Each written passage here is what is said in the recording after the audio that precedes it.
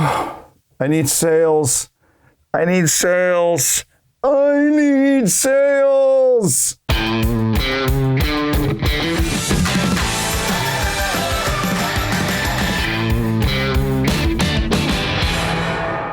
All right, so you're in a sales slump. Of course, all of your peers are making sales right and left and buying new cars along the way, while you're sitting around trying to figure out, now where exactly did I place my sales game?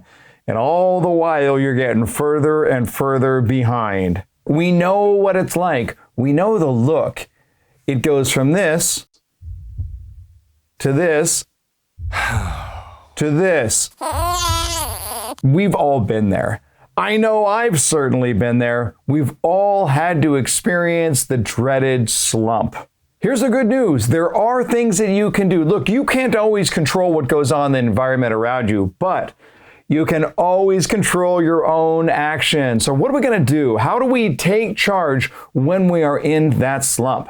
The first thing you got to do is a discipline check. You have to make sure you're controlling your own behavior. So you got to ask yourself the question, am I doing the right things? It's easiest if you understand this concept, that a sale is not a behavior. A sale is the result of a series of important behaviors.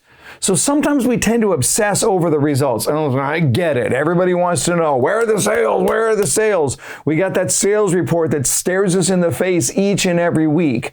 But ultimately, a sale is a result. A result of what?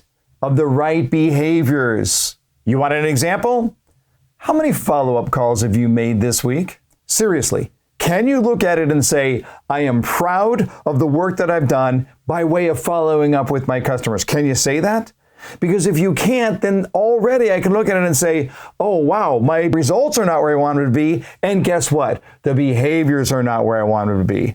That's the starting point. Check your behaviors. Here's my second idea. Schedule your day. And more specifically, schedule your prospecting to take place early in the day.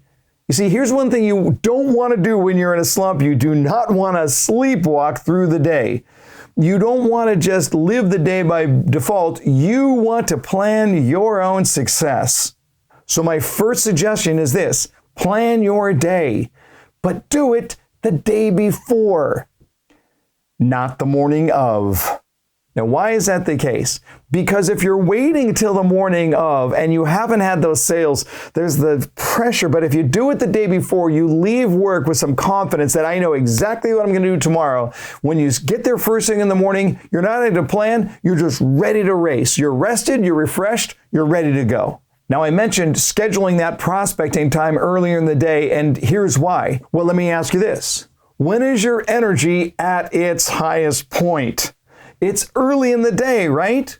Next question. When is your customer's energy at its highest point? Oh, you guessed it, you smart person, you. Early in the day. You want to wait until 2:30 in the afternoon to do your prospecting? Your energy is low and their energy is low.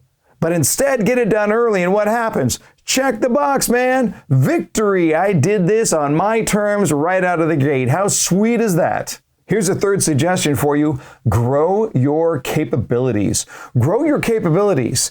When you're in a slump and you're not stimulated by sales, then be stimulated by something else. Grow your brain. Look for ways to get better. Look for ways to expand your paradigm. Because when you do that, you know what it does? It gives you energy. The energy that you're gaining in this newfound knowledge and this newfound capability transfers over into everything else that you're going to do. It's really, really cool. Here's the fourth thing you can do. Evaluate your performance. So you just worked with a customer and the customer left. Stop and ask yourself the question, how did that go? What did I learn from this conversation that will make me better in the next conversation? Now, you don't have to do this alone. You can use a peer.